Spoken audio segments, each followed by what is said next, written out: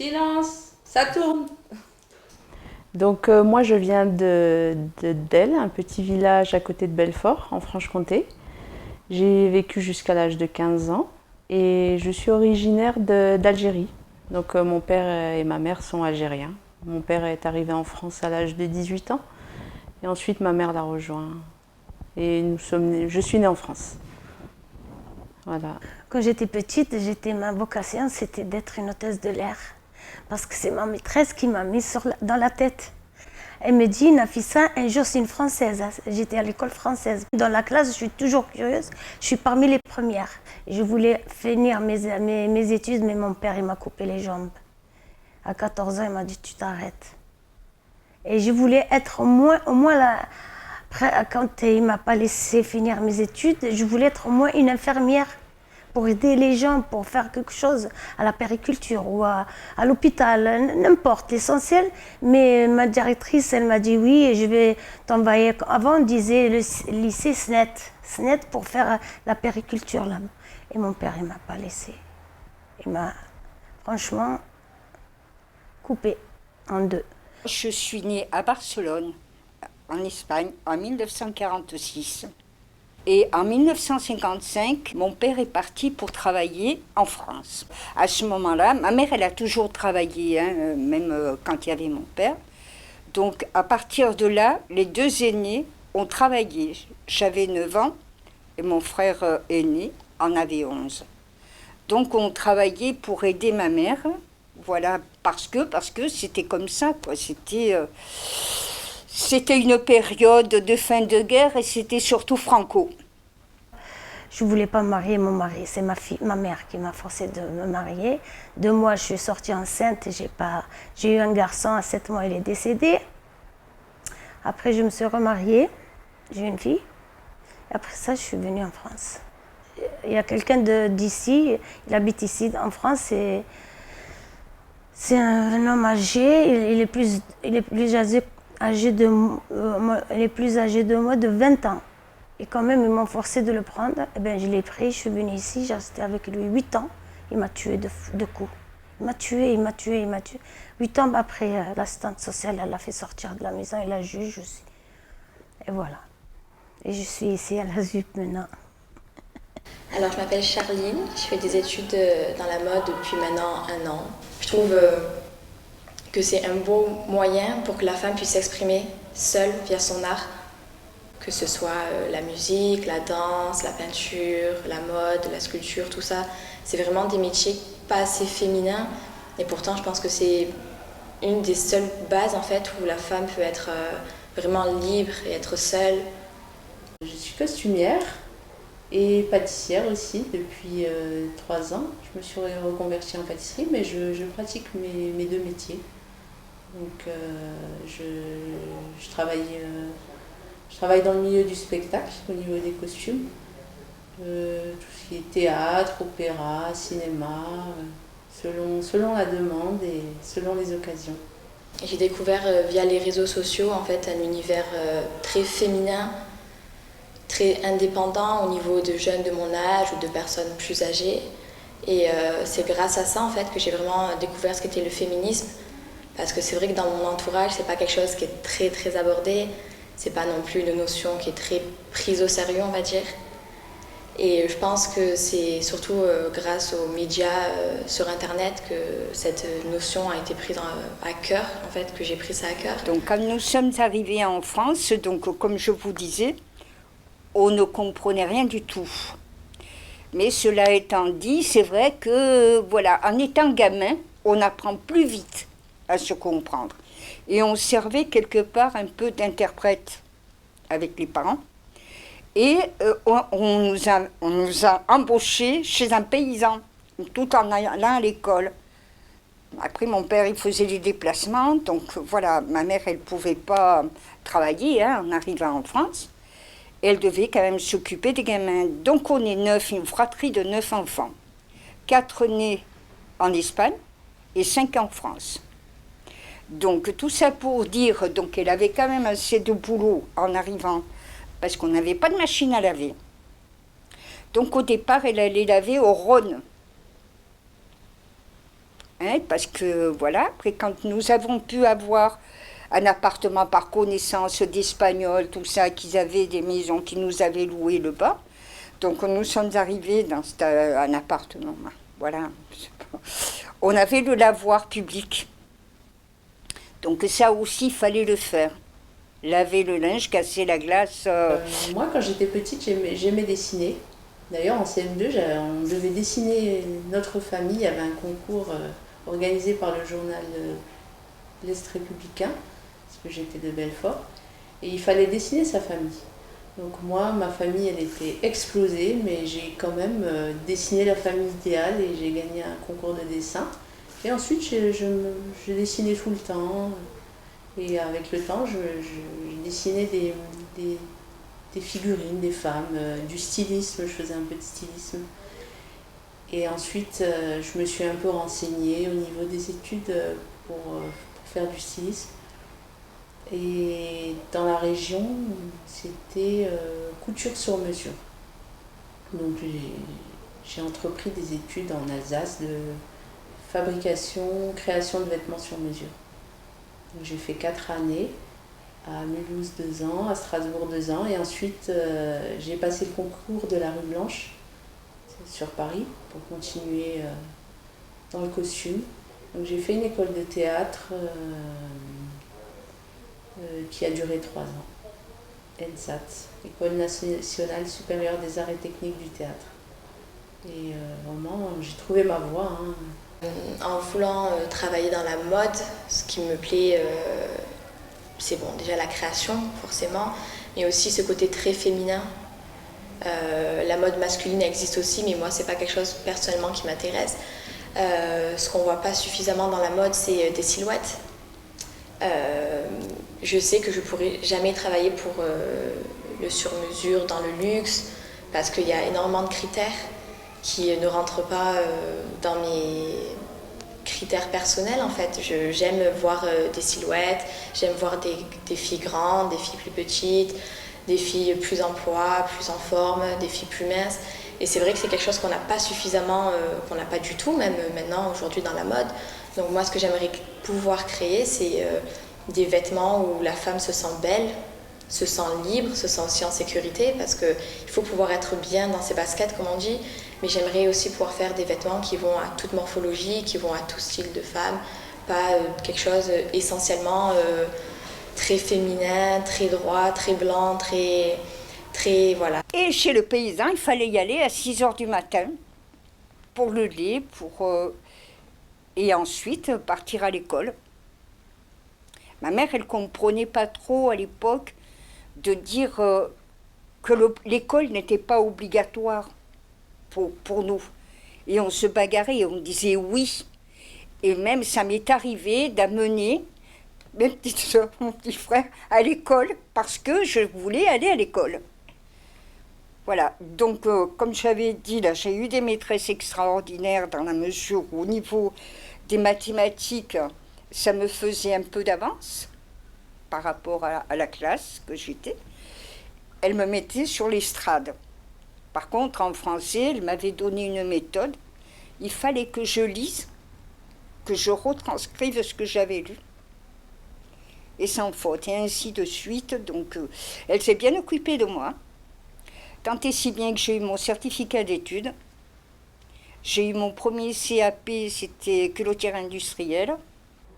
Je vis la moitié du temps en France et la moitié du temps au Bénin. Parce que j'ai tous mes enfants en France, donc je viens rester avec eux. Je suis béninoise et j'ai 70 ans. Je suis maître assistant. J'ai découvert le droit avec une copine. On s'est dit, on va voir ce que c'est que le droit. On s'est inscrit en fac de droit et jusqu'à la maîtrise.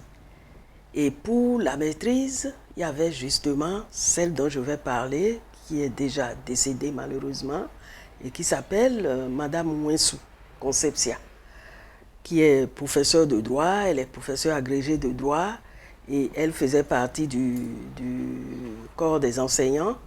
Et donc pour la soutenance de ma maîtrise, mon mémoire de maîtrise, j'ai souhaité qu'elle soit mon maître de mémoire. Elle l'a été. Et j'ai fini et il y a une petite fête qui suit et la soutenance. Et à cette occasion, elle m'a dit, mais Madame Nianvo, qu'est-ce que vous comptez faire avec votre maîtrise? Vous n'allez pas laisser tout tomber? J'ai dit, oh, ouais, j'aimerais bien faire le doctorat. Elle me dit, mais si l'occasion se présente, il faut le faire. Et donc, dans la période, mon mari devait arriver en France pour faire sa thèse d'État en mathématiques. Et donc, j'en ai profité, on en a profité. Et Senoua, justement, ma fille Senoua, venait d'avoir 3 ans. Et on a tous embarqué en France avec elle. Ingénieur de projet dans le domaine de la pétrochimie. Je n'ai jamais eu une vision de la femme comme on peut la regretter, c'est-à-dire une femme qui n'aurait pas la capacité de faire ce qu'elle veut. À aucun moment, en tant que femme, je ne me suis dit que ça peut être triste d'être une femme, par exemple, ou que ça va être plus difficile professionnellement, qu'on ne peut pas, que je ne pourrais pas me développer ou faire ce que je veux, parce que j'ai toujours eu ce modèle en fait de la femme béninoise, mais surtout de ma maman, de personnes qui avancent et qui se battent, quoi, et qui ont ce qu'ils veulent, enfin qui ont ce qu'elles veulent au final. Et c'est là où moi je me suis inscrite en DEA, droit de la santé, à la faculté d'Aix-en-Provence. Donc j'ai fait mon DEA en droit de la santé, et après mon DEA, il y avait un des professeurs, moi je suis tentée toujours de dire les noms parce que il s'appelait le professeur Louis Dubuis, qui était le directeur du DEA, qui était très très sympathique, et du fait que j'étais la seule noire de l'amphi, il était très sensible. Et il me protégeait un peu. Donc, j'ai laissé les enfants ici, j'ai été au Bénin, et c'est à ce niveau que la dame dont j'ai parlé interviendra une seconde fois. Elle m'a dit, enfin, j'ai dit, je voudrais enseigner. Et elle me dit, bon, tu veux enseigner le droit de la santé? Oui, mais bon. Et il y avait le directeur de l'ENAM, l'École nationale d'administration et de magistrature du Bénin. Donc le directeur était là. Et Madame Ouensou, qui était une femme très respectable et crainte de toutes, lui a dit, vous, directeur de l'ENAM, vous ne pensez pas que le droit de la santé, ça vous intéresserait? Une de vos filières. Une de vos filières pourrait être intéressée par cette formation. Donc, et donc, d'autorité, le directeur a dit, oui, je crois que je trouverai une filière qui pourrait intéresser Madame Nianvo. Et comme ça, l'ENAM m'a recruté. Et j'enseignais le droit de la santé à une filière administration hospitalière, universitaire et intendance. Donc je leur faisais le droit de la santé. Dans le même temps, je servais d'assistante à Madame Ouessou, celle dont j'ai parlé. Et elle enseignait, c'était la spécialiste du droit de la famille. Et étant son assistante, elle me confiait les travaux dirigés. Quand elle finissait le cours, moi et 2 ou 3 docteurs en droit, on se réunissait pour préparer les travaux dirigés qu'on dispensait aux étudiants. On en était là quand elle a été nommée entre-temps le ministre de l'enseignement supérieur. Et immédiatement, elle m'a appelé, elle m'a dit, bon, tu prends le droit de la famille. Ça, tu t'en occupes, tu fais comme tu veux, mais tu enseignes le droit de la famille. Bon, je ne vais pas parler, quand j'étais enfant et tout ça, on ne se rappelle pas, on croit que c'est notre éducation, que le garçon, ma mère, elle me disait, c'est ton frère, c'est un homme, toi tu es une fille, tu n'as pas le droit à ça, tu n'as pas le droit à ci. Voilà, tout ça, on le vit normalement, on croit que c'est la culture, c'est l'éducation, les garçons ils sont plus forts, etc. etc. Ça ne m'a pas mis encore... je n'étais pas victime, je n'ai pas senti que j'étais victime. J'ai senti quand j'étais victime, quand je suis partie au lycée, à l'âge de 15 ans, lycée Rempart à Marseille, que j'étais la seule fille avec 28 garçons. Parce que je passais un bac E, maths technique. Ça veut dire, à l'époque, une fille, qu'est-ce qu'elle fait dans ce lycée-là? Parce qu'il y a le tournage, il y a le fraisage, il y a l'atelier, il y a le dessin industriel, tout ça. Et pour eux, je n'étais pas à ma place. Ça a commencé, vous savez, les garçons, ils sont très méchants. Ils étaient 28, peut-être dans les 28, il y avait 2 qui étaient gentils avec moi. Qu'est-ce que tous les matins, ils me disaient, qu'est-ce que tu viens faire ici? Moi, j'étais comme une tâche dans la classe parce que j'arrivais maquillée, coiffée, j'ai toujours été féminine. À l'adolescence, on a envie on découvre sa féminité, etc. Donc je me maquillais, je me coiffais. Et quand j'arrivais, ils me disaient, toi, tu es là encore, tu veux travailler comme ça, tu vas faire ça. Mais ça ne m'empêchait pas, quand je rentrais dans l'atelier, j'attachais mes cheveux, je mettais mes chaussures de sécurité, je mettais ma combi et je travaillais comme eux. Mais quand même, ça les gênait. C'était très dur pour moi quand ils commençaient à parler beaucoup pour m'humilier de sexe entre garçons. Et moi, j'étais là au milieu à entendre leurs bêtises, leurs conneries, vulgarité. Et quand je me plaignais, il y avait des profs, quand je me plaignais, ils me disaient, ben oui, mais c'est comme ça, c'est des garçons, c'est des hommes, vous ne pouvez rien faire, on ne peut rien faire pour vous. Et je rentrais, voilà. Et j'étais très malheureuse. Et je disais, pourquoi je suis dans cette école? Je voulais changer. Et je suis tombée sur un proviseur à l'époque, il était très bon, il est parti, il est mort maintenant.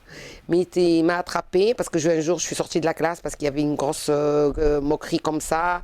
Et le prof qui était avec eux, il disait des phrases sur moi, mais j'étais là et il disait des choses vulgaires, quoi. Et j'étais à bout, je suis sortie, je voulais partir de ce lycée, quitter le lycée. Et le proviseur, il m'a attrapée. Et je me rappelle très bien, il m'a rentré dans son bureau, il m'a dit, ne partez pas. Il a été voilà, parce qu'il y a des hommes quand même qui sont là, pour nous, quoi, qui comprennent notre cause. Il m'a dit, il faut pas partir. La société a besoin de femmes comme vous, de travailler comme eux. Vous avez les capacités, laissez-les parler. Ou bien, commencez à parler comme eux. J'ai dit, c'est-à-dire, il m'a dit, ben, si vous parlez avec respect, parlez avec respect. Ils parlent vulgaire, répondez vulgaire. Et là, ils vont se calmer. Et c'est ce que j'ai fait. J'ai commencé et là, ils m'ont, entre guillemets, accepté, pas totalement, mais il fallait que je fasse le garçon manqué pour qu'il m'accepte. Voilà, il ne fallait pas que je montre que je suis une femme féminine. Bon, passons. Ça, c'était à l'adolescence. Et en vérité, après, je n'ai pas passé mon bac E, j'ai pu faire que vers la coiffure. Donc d'un bac maths qu'on pouvait faire ingénieur, pilote, etc. Mon rêve c'était pilote et tout ça, mes rêves. Et ben, voilà, il fallait faire coiffure, un métier de femme. Voilà. Donc je m'ennuyais, en 6 mois j'ai eu tous mes diplômes. Le CAP j'ai fait en accéléré. Alors il y a quelque chose que je dis tout le temps, c'est que le harcèlement de rue, je ne le subis pas, je le combats. Parce que c'est vrai que je suis très têtue aussi et c'est quelque chose auquel on est habitué malheureusement depuis toujours en fait. Et donc il y a des stratégies qui sont mises en place pour le combattre justement parce qu'on n'est pas censé le subir. Donc c'est vrai que dès notre plus jeune âge on est klaxonné, on est insulté dans la rue. Des fois il y a des types qui passent et au niveau de notre oreille nous chuchotent des choses. Il y a des insultes qui sont lancées, que ce soit dans la rue ou sur les réseaux sociaux, par des gens qu'on fréquente ou des inconnus. Et c'est vrai que c'est quelque chose que j'essaye vraiment de combattre parce que c'est pas normal qu'on soit pas tranquille dans notre propre vie. Ma maman, c'est une femme très courageuse que j'ai toujours vue comme quelqu'un de très courageux, très combatif et de très fort. Donc je me suis rendu compte assez récemment que c'était vraiment un modèle et elle avait façonné un peu ma vision, la vision que j'avais de la femme, surtout dans cette période où on parle beaucoup de... Enfin, voilà, le féminisme est encore présent, il y a beaucoup de questions par rapport à la place de la femme dans la société, au travail, par rapport aux hommes, aux violences sexuelles, etc. Et donc je me suis rendu compte que j'avais été un peu dans une bulle par rapport à tout ça, parce que j'avais toujours eu cette vision d'une femme libre et indépendante, et en même temps forte et capable de faire tout ce qu'elle voulait, quoi. Donc moi, personnellement, je ne me suis jamais sentie limitée en tant que femme, et je pense que ça vient de ma maman. C'est-à-dire que on est arrivé en France, il y a eu plusieurs allers-retours en France, et donc moi je suis arrivée en France à 3 ans, et donc avec mes parents, et donc ma mère avait 5 enfants à ce moment-là, on était d'une famille pas très riche, mais malgré tout on a toujours eu tout ce qu'on voulait. Et l'une des valeurs principales qui m'a été transmise, et notamment par ma mère, c'est vraiment la valeur du travail, de l'honnêteté et de la droiture. Et donc je pense que ce sont ces valeurs-là qu'elle nous a transmises, qu'elle portait aussi en elle, qui ont fait que je suis là où je suis aujourd'hui. C'est-à-dire une femme ingénieure, libre, indépendante, et voilà... et bien dans ma peau, au final j'ai peu eu de soucis, enfin voilà, je ne me suis jamais sentie limitée en tant que femme, et je pense que c'est dû à elle, parce que lorsqu'elle est venue, donc il y avait tous les enfants à gérer, la famille, il y avait le fait d'être immigrée aussi en France, donc je pense que c'était une difficulté de s'adapter à un nouvel environnement, et malgré ça, elle a décidé à un moment de reprendre ses études, de passer un doctorat, et voilà. Donc je trouve qu'elle a eu un parcours qui m'a toujours semblé naturel, en fait, facile. Enfin, pas facile, mais évident, quoi, logique, cohérent. Et c'est avec le recul que je me rends compte que toutes les femmes n'ont pas forcément ces possibilités-là, dans ces conditions-là, dans ce contexte-là, quoi. Je ne dirais pas que c'est un symbole de féminité, ma mère. Mes sœurs et moi, on trouve que c'était pas une maman comme les autres, parce qu'elle n'était pas vraiment maternelle, pas vraiment féminine au sens où on l'entend souvent coquette, ou vraiment, comment dire, câline, etc. Mais en fait, c'est une femme qui m'a apporté énormément. Elle a vu avant moi qui j'étais, je crois. Je m'en suis aperçue beaucoup plus tard.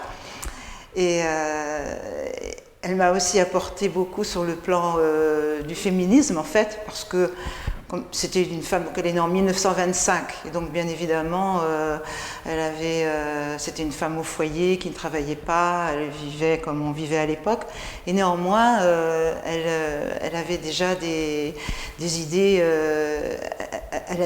des idées féministes, c'est-à-dire qu'elle a essayé de s'épanouir, d'obtenir un peu ce qu'elle voulait, de défendre la cause des femmes à sa manière. En tenant compte de l'époque, des possibilités, y compris avec mon père qui était assez autoritaire. Donc elle m'a montré beaucoup d'exemples, en effet, de femmes. Elle m'a montré l'exemple, plus exactement, d'une femme qui s'affirme et qui n'est pas juste à faire le ménage ou la cuisine à la maison.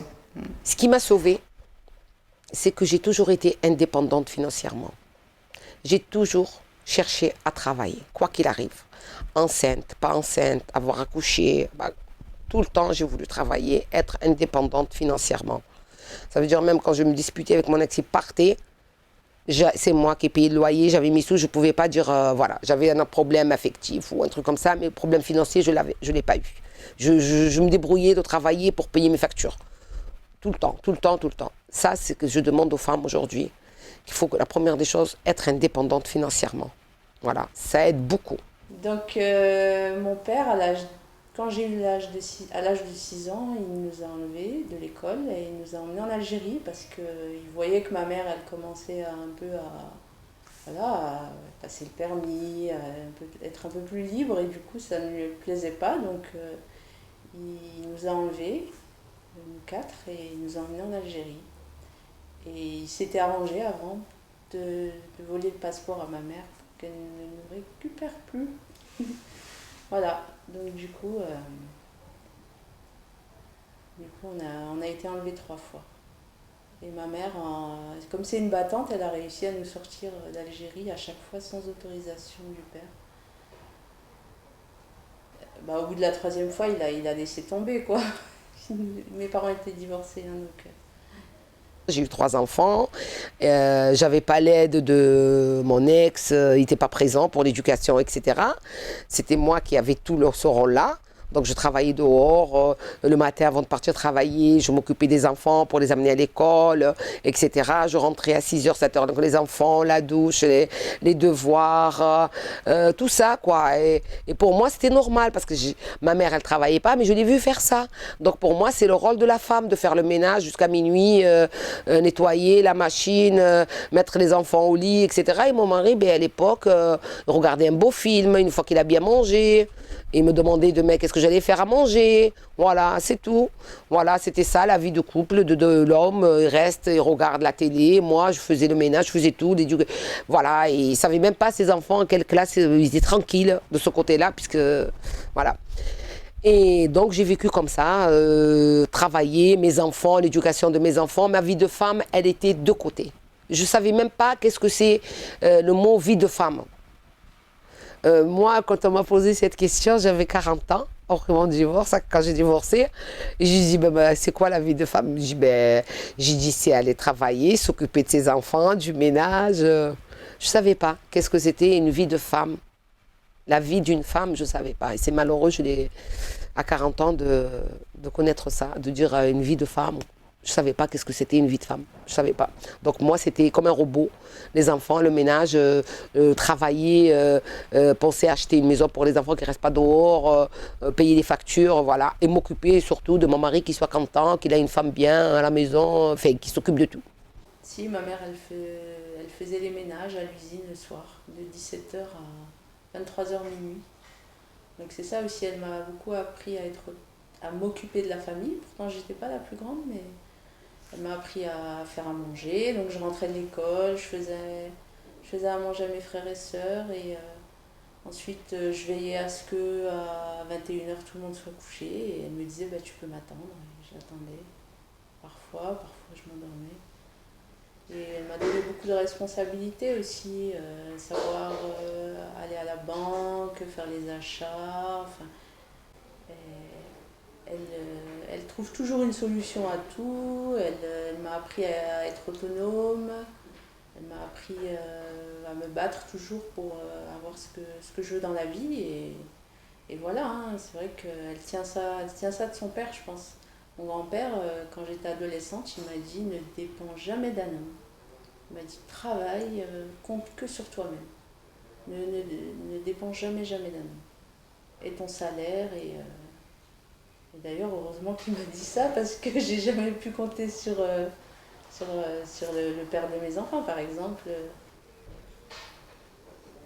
Au bout de 13 ans de mariage, on s'est séparés, et heureusement que j'étais autonome, hein, que j'ai pu faire ma vie, offrir à mes enfants une maison, enfin, tout ce qu'ils désirent, quoi. Ma mère adorait lire. Je pourrais donner donc un exemple à travers ça de sa détermination à faire avancer les choses, ou à faire ce qu'elle avait envie de faire en tout cas. Donc elle adorait lire, elle a adoré lire toute sa vie, et c'était pas seulement lire, c'était aussi apprendre, c'était surtout apprendre en fait à travers les livres qui étaient le support de l'époque, puisqu'il n'y avait pas Internet, etc. Donc pour elle, lire c'était essentiel. C'était vital. Et justement, j'ai une petite anecdote à ce sujet. Quand elle était jeune, elle était l'aînée d'une grande fratrie, puisqu'ils étaient 10 enfants à la maison. Et ses parents travaillaient dans les fermes, mais elle disait toujours qu'elle n'avait jamais su traire une vache. Et donc, en fait, elle était dispensée d'aller travailler avec les autres enfants, les autres frères et sœurs dans les fermes. Et elle restait à la maison pour s'occuper de ses petits frères et sœurs et de la maison. Et bien que n'étant pas vraiment une femme qui aimait faire le ménage ni rester à la maison. En fait, elle en a profité justement pour trouver des moments pour cultiver sa passion de la lecture. Donc elle faisait le ménage très rapidement et elle lisait à chaque fois qu'elle pouvait, elle lisait tout ce qui lui tombait sous la main. Et elle me raconte qu'elle disait moi je vais aller faire les lits en haut par exemple, j'allais faire les lits et à l'étage donc il y avait un plancher et on entendait évidemment, quand on était en bas on entendait les pas. Donc elle s'assoyait sur un lit et elle tapait des pieds comme ça avec un livre. Et pour faire croire qu'elle travaillait, et pendant ce temps-là, elle lisait en fait. Alors comme il y avait beaucoup de lits, puisqu'il y avait beaucoup de frères et sœurs, donc elle changeait de lit de temps en temps, et donc tout le monde en bas pensait qu'elle travaillait. Et elle, c'était pas par paresse hein, du tout, mais c'est parce qu'elle ne pouvait pas faire autrement en fait que lire. C'était vraiment vital pour elle. Ouais. Et donc, elle a appris le français, elle lisait toujours en français, enfin je ne l'ai jamais vue lire autre chose que du français. Donc elle a appris le français dans les livres d'ailleurs, elle a appris le français dans les livres. Et ça aussi, j'ouvre une parenthèse, parce que quand une femme, elle est femme d'affaires, et qu'elle côtoie que des hommes aussi, on a fini le lycée, on va dans le milieu professionnel masculin, entre guillemets, parce qu'une femme chef d'entreprise, j'étais chef d'entreprise à l'époque, enfin à l'époque jusqu'à aujourd'hui, c'est plus d'hommes. Donc quand on va voir un fournisseur, c'est des hommes. Quand les banquiers, à l'époque les directeurs de banque, c'est des hommes. Les comptables, c'est des hommes. Donc tout ça, on doit aller les voir pour travailler avec, c'est des partenaires. Mais ces hommes-là, quand ils voient arriver une femme chef d'entreprise, ils ne voient pas la tête, le cerveau, qu'est-ce qu'elle va apporter, l'autre partenariat, qu'est-ce qu'il va ramener, moi ce que je vais acheter, négocier, etc. Il va voir votre silhouette, direct. Elle est allée un jour à l'auto-école se renseigner et parce qu'elle avait lu en fait et entendu dire certainement à la radio, dans les informations, que les femmes n'avaient plus besoin de l'autorisation de leur mari pour différentes choses, signer des chèques, ouvrir un compte en banque, etc. Et notamment passer le permis de conduire.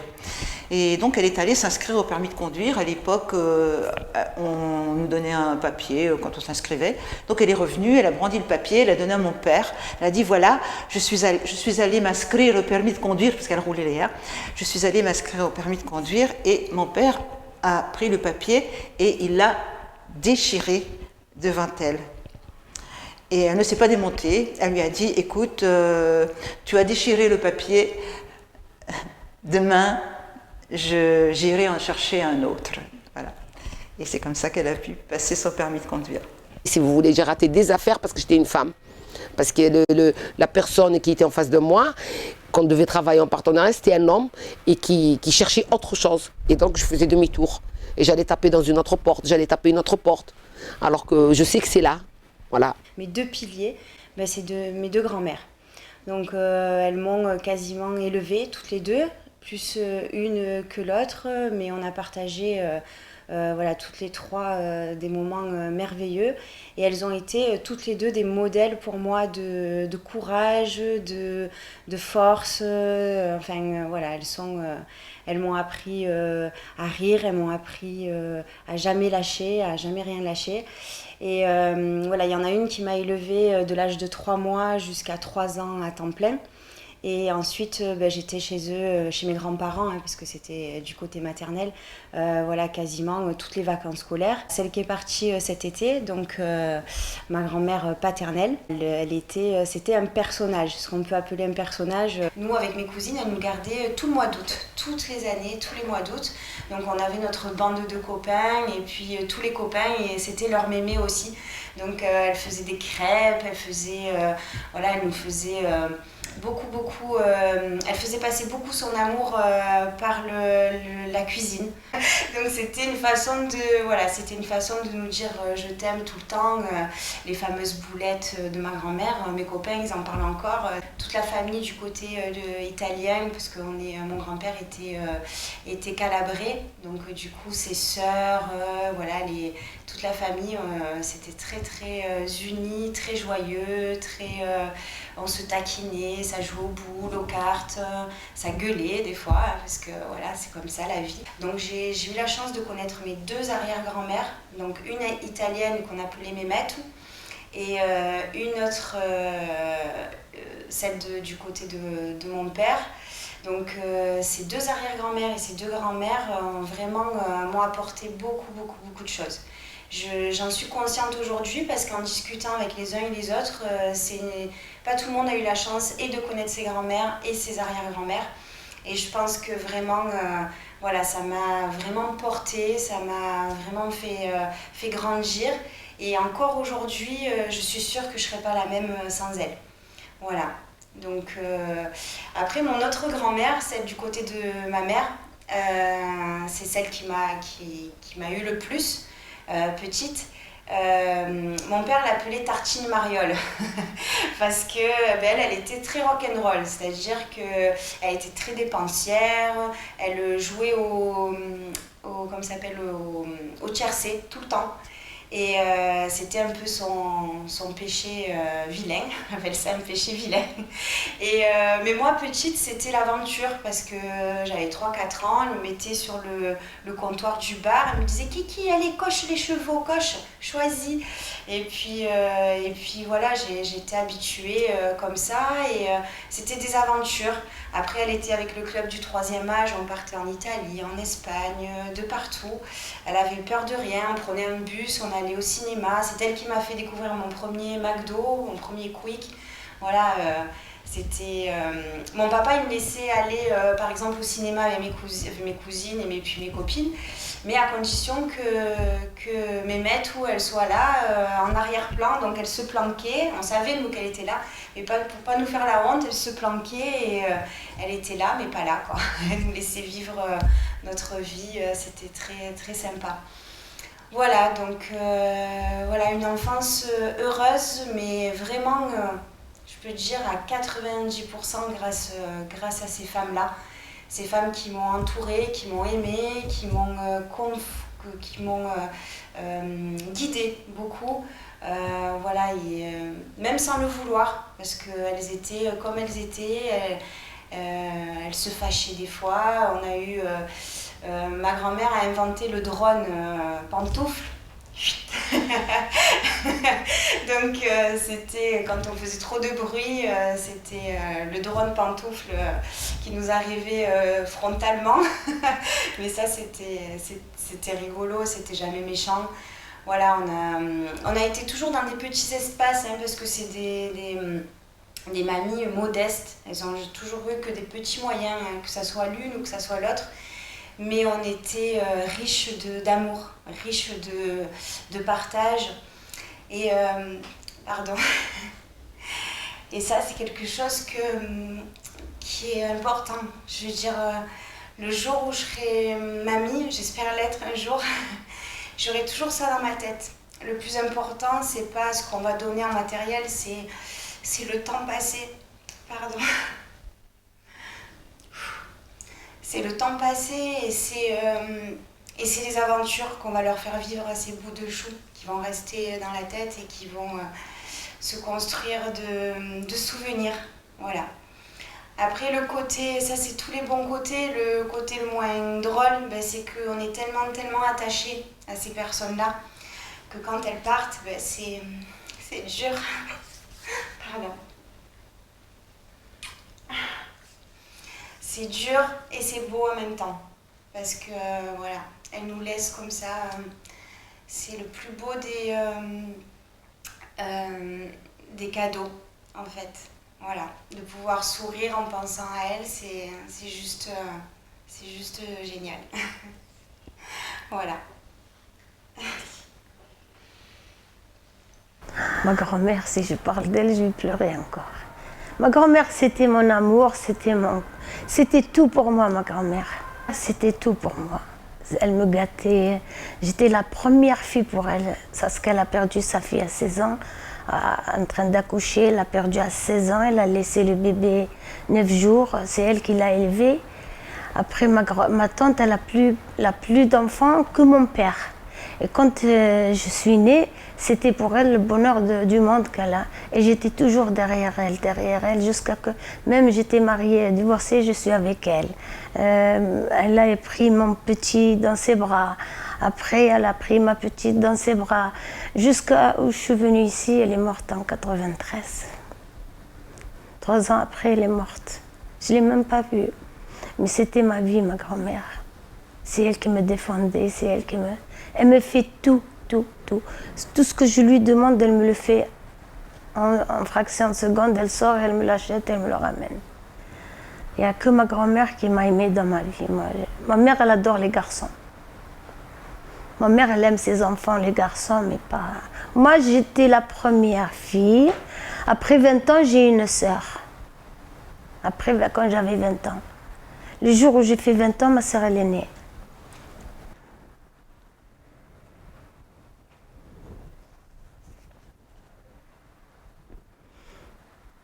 Alors,